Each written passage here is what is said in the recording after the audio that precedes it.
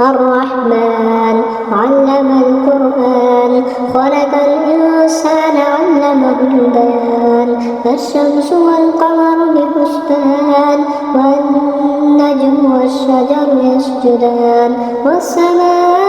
رفعها ووضع الميزان ألا تطغوا في الميزان وأقيموا الوزن بالقسط ولا تخسروا الميزان والأرض وضعها للأنام فيها فاكهة والنخل ذات الأكمام والحب ذو العصف والريحان فبأي آلاء ربكما تكذبان خلق الإنسان من صلصال كالفخار وخلق الجان من مارج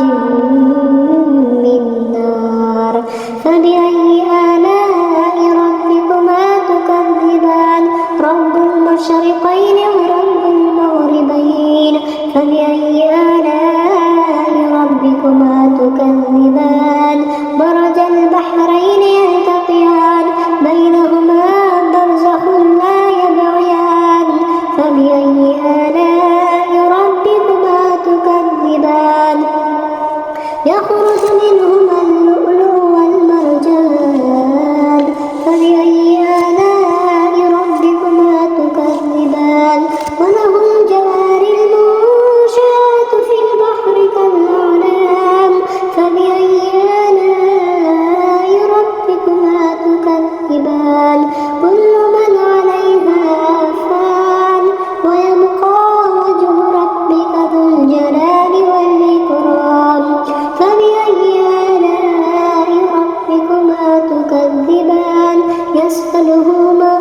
في السماوات والأرض كل يوم هو في شأن فبأي آلاء ربكما تكذبان سنفرغ لكم أيها الثقلان فبأي آلاء ربكما تكذبان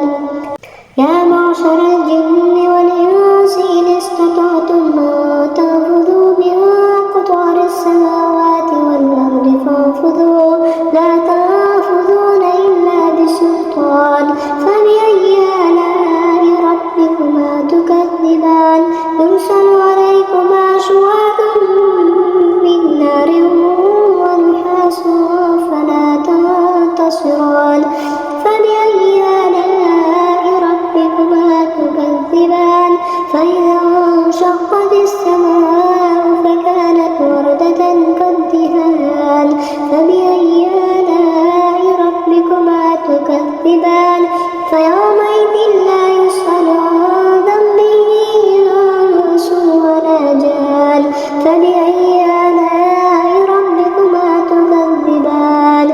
يعرف المجرمون بسيماهم فيؤخذ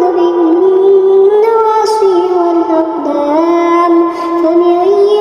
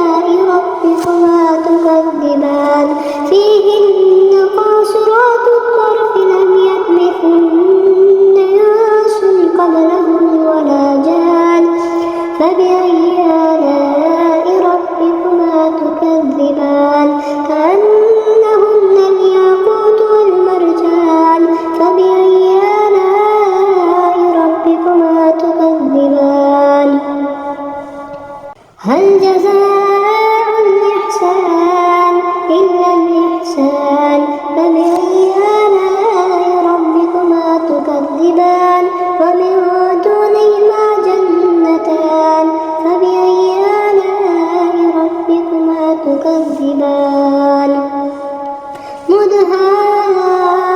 مدهامتان فبأي آلاء ربكما تكذبان فيهما عينان نضاختان فبأي آلاء ربكما تكذبان فيهما فاكهة ونخل ورمان فبأي آلاء ربكما تكذبان فيهن خيرات حسان فبأي آلاء ربكما تكذبان